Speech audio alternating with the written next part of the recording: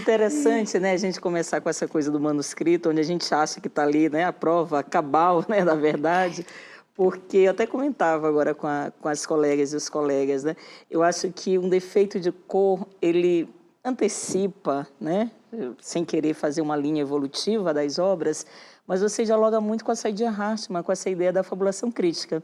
Porque a Saidiya, ela vai contestar, inclusive, a ideia de arquivo, ela diz, né, dessa cobrança pelo arquivo, mas ela vai dizer, o arquivo sobre nós, sobre população negra, sobre escravizadas, escravizados sobre a África, é um arquivo muito reducionista, ou o que se tem são ausências, né?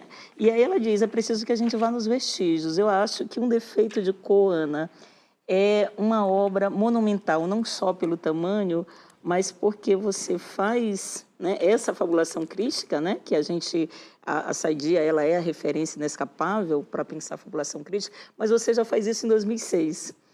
Claro que a Saidiya, ela é descoberta, sim, entre aspas, né, no Brasil recentemente, mas eu acho que você é a nossa representante maior da fabulação crítica aqui no Brasil. E assim, te escutar, você vem da publicidade, eu sou da comunicação, sou jornalista, e a gente sabe, né, você melhor do que eu, como é o discurso publicitário, você faz um entrelaçamento aqui de história e ficção que, primeiro, eu acho que tensiona uma tradição de um campo literário de um lado e, de outro, você você oferece, você responde a uma demanda contemporânea da luta antirracista, que é a construção de outros repositórios de imagens.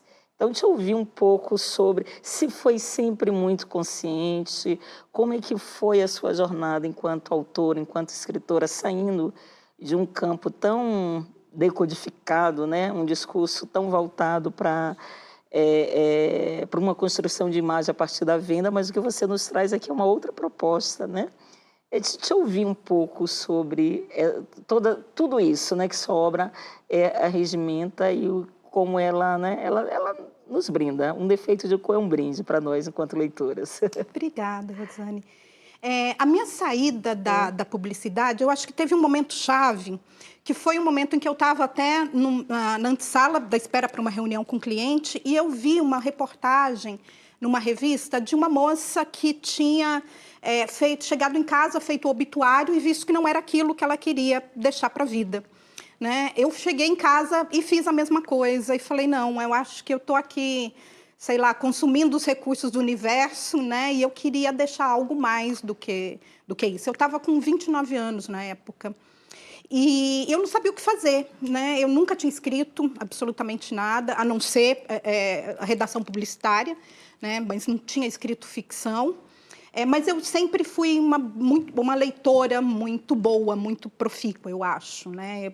Como o Borges, né, escritor argentino, diz, eu me orgulho muito da leitora que eu sou, né? E que eu tinha sido, né? Que eu já tinha sido até então, né? E então escrever O Defeito de Cor, eu acho que ele atendeu a uma necessidade minha de me entender como mulher negra no Brasil, né? Eu sou filha de uma mãe negra, de um pai branco.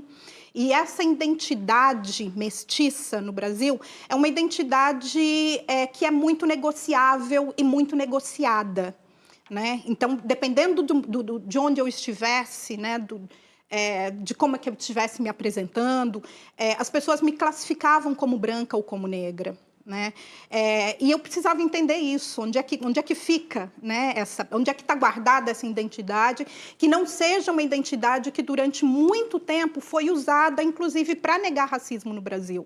Né? Como é que se pode ser um país racista onde a gente tem essa miscigenação tão grande? Né? Então, eu queria entender onde é que eu ficava ali. Então, O Defeito de Cor foi um livro que eu acho que, primeiro, né, eu queria ter lido e não achei, parafraseando a Toni Morrison, né?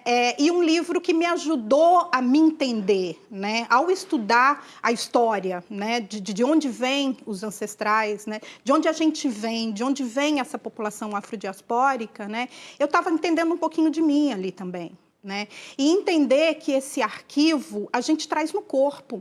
Né? A gente não precisa de papel, a gente não precisa de oficialização para alguma coisa, né? Essa história, ela é contada no corpo, né, de todo mundo que vem. E era o único jeito que a gente tinha de trazer alguma coisa, né, com esses vários portais do não retorno, árvores do esquecimento, né, a necessidade de moldar o capitalismo numa necessidade como instrumento, racismo, né, como instrumento político do capitalismo, né, nessa necessidade de nos colocar como tábula rasa, né, para construir essa imagem romântica que os europeus tinham de um novo mundo, né, o que a gente conseguiu trazer são essas histórias que a gente tem para contar. Então, quando eu fui fazer a pesquisa do livro, eu tentei ir para os arquivos, né? Ou seja, tentar achar anúncios de jornais da época, revistas, cartas de alforria, cartas testamento, cartas de amor, né? Esses documentos, e tentar construir a partir dali, né, a figura da Kendek, que para mim é essa figura icônica também, né, a Luísa Maim, né, a partir da história de várias outras mulheres, né, que deixaram alguma coisa que eu pudesse saber sobre ela. Maravilhoso. Né, mas foi um arquivo de corpo, né, essa história que vem junto com a gente.